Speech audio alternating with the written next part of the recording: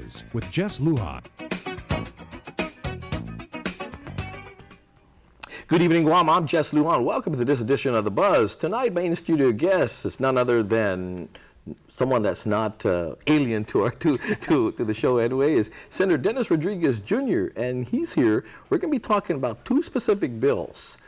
Bill 323-31, CR, an act to require parental consent from the conduct of an abortion upon a minor, and likewise Bill 351-31, an act relative to regulating the practice of massage and massage therapy on Guam. If you want to chime in our conversation, dial 632-8255 or 632-TALK. Senator, good evening. How are you doing? Good evening. Half a day, and thank you very much again for having me here. It's always a pleasure. One of the senators that as soon as we ask him, get you on the phone, you're on the phone right away. Certain issues come up, you respond right away. Bill 323, the genesis of 323. First of all, we know your stance on abortion. Absolutely not. No ands, ifs, or buts regarding that, right? Okay. Right. 323. Well, 323 is an act to require parental consent for the conduct of an abortion of a minor. And you know, when this was brought to my attention, I thought it was already in the books that you know, if a minor was going to seek an abortion, that they would at least have to have a parent or a guardian give consent or present. Unfortunately, that's not the case.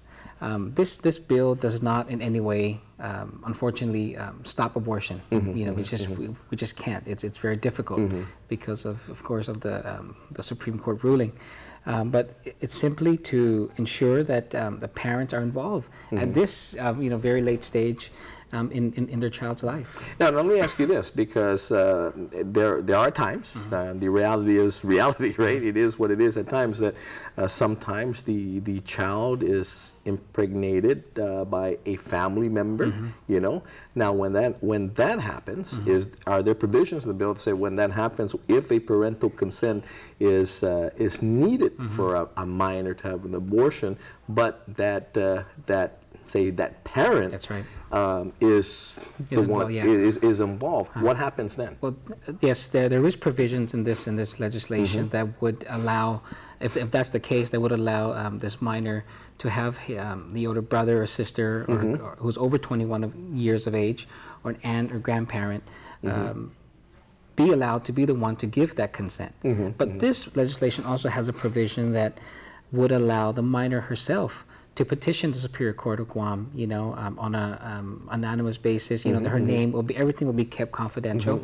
That would petition the courts to waive that requirement of parental consent. Of parental consent. That's right. But the process in there is to say, look, I want this waived. I'm doing this under my own accord. Basically, I'm doing this on my own. I'm not being coerced by anybody.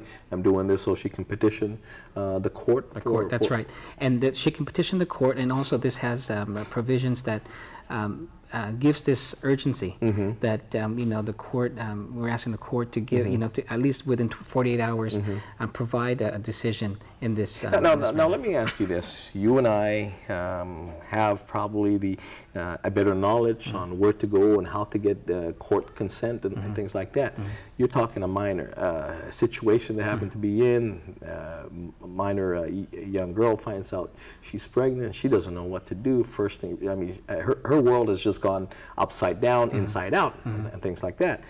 How would she know and where to go to get this? I have you know, I have the opportunity. I can petition the court. I can do this. But how does one a minor have that knowledge base to be able to say, okay, I have these centers that I can go to and get that information? Yeah, well, you know, there's you know, there's groups out there. You know, of course, the Esperanza group. You have the Catholic Church who's always been known to provide assistance and help to you know, to individuals.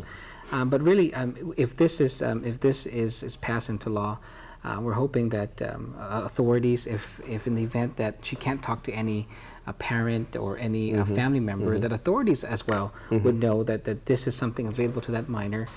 If that minor feels for her life, you know, then the authorities would you know, would be able to direct her into petitioning. Now the authorities, again, because the child is a minor, would be able, she can avail herself to these services. Free of charge? you know, in Yes. the case of a minor, that, oh, my Oh world's yes, upside no, down. you know, and absolutely. And so when she petitions the court, that the court would be able to determine to step in and say that this minor, of course, you know, you know, could be provided counsel at that point. Okay, Yeah. we're going to take a quick break. More on Bill 323-31.